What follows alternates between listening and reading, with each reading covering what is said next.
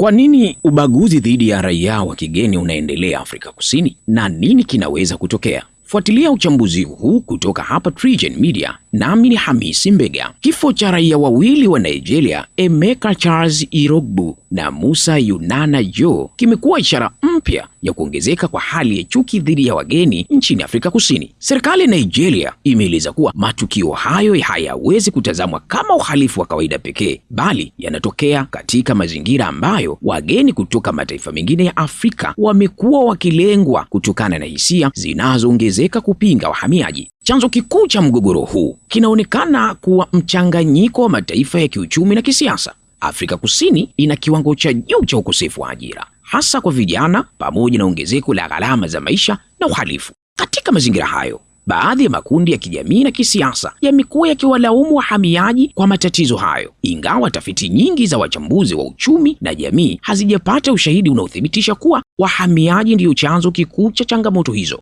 Wachambuzi wa masuala ya Afrika wanasema wahamiaji wamegeuzwa kuwa mbuzi wa kafara, matatizo ambayo yamekuwepo kwa miaka mingi nchini humo. Kwa maoni yao, badala ya kushughulikia ukosefu wa ajira, rushwa, huduma duni za serikali na ukuaji mdogo wa uchumi, lawama zimeelekezwa kwa wageni. Hali hiyo imeongeza chuki na kuwafanya wahamiaji waonekane kama tatizo badala ya sehemu ya nguvu kazi ya uchumi wa nchi hiyo. Swali kubwa ni kwa nini serikali ya Afrika Kusini inaonekana kuchelewa kuchukua hatua madhubuti? Wachambuzi wanaamini serikali imekuwa katika hali ngumu ya kisiasa kwa sababu sehemu ya wapiga kura inaunga mkono sera kali dhidi ya wahamiaji. Hivyo viongozi wengi wamekuwa wakijaribu kusawazisha, kulaani vurugu, huku wakiepuka kuonekana kupuuza malalamiko ya wananchi kuhusu wahamiaji haramu. Mkakati huo, kwa mujibu wa wachambuzi, umeifanya serikali ionekane dhaifu mbele ya makundi yanayoendesha kampeni dhidi ya wageni. Hata hivyo, si kweli kwamba serikali haijafanya chochote kabisa. Rais Cyril Ramaphosa amewahi kulaani mashambulizi dhidi ya wageni na kusisitiza kuwa utekelezaji wa sheria za uhamiaji ni jukumu la dola, si la makundi ya wananchi. Serikali imetuma zaidi ya wanajeshi 3,000 kusaidia polisi kulinda usalama wakati wa maandamano na imewakamata mamia ya watu kwa makosa mbalimbali yaliyohusisha vurugu hizo. Hata hivyo, wakosoaji wanasema hatua hizo zimekuja baada ya madhara makubwa kutokea.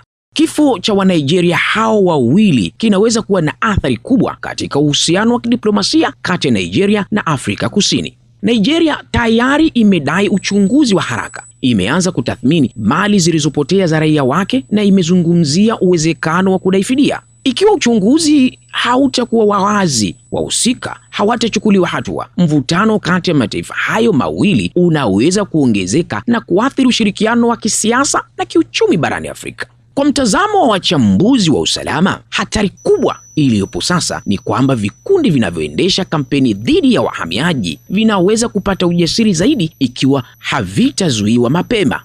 Historia ya Afrika Kusini inaonyesha kuwa mashambulizi ya aina hii yanaweza kuanza kwa maandamano, lakini baadaye yakageuka kwa uporaji wa maduka, mauaji na uharibifu wa mali za wageni, kama ilivyowahi kutokea mwaka wa 2008 katika matukio mengine yaliyofuata. Wataalamu wa haki za binadamu pia wanaonya kuwa matamshi ya jumla yanayohusisha wageni wote na uhalifu yanachochea ubaguzi. Wanasema viongozi wa kisiasa na watu wenye ushawishi wanapaswa kutumia lugha inayotenganisha wahalifu binafsi na mamilioni ya wahamiaji wanaoishi na kufanya kazi kwa kufuata sheria. Bila kufanya hivyo, chuki inaweza kuendelea kuhalalishwa katika sehemu ya jamii. Iwapo serikali ya Afrika Kusini itaimarisha ulinzi, kuharakisha kesi dhidi ya wahusika wa mashambulizi na kuboresha usimamizi wa uhamiaji kwa mujibu wa sheria, hali inaweza kutulia katika miezi ijayo. Lakini kama hatua hizo hazitatekelezwa kwa uthabiti, kuna uwezekano wa kuona mataifa mengine ya Afrika yakiendelea kuwarejesha raia wao, biashara zikifungwa na uhusiano wa Afrika Kusini na nchi jirani ukizidi kuzorota.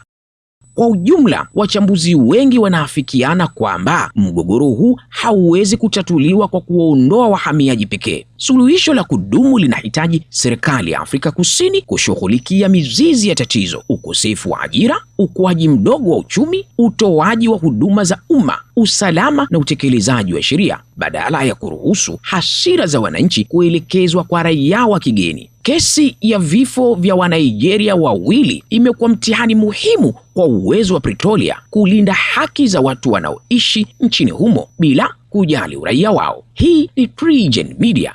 Mimi ni Hamisi Mbega.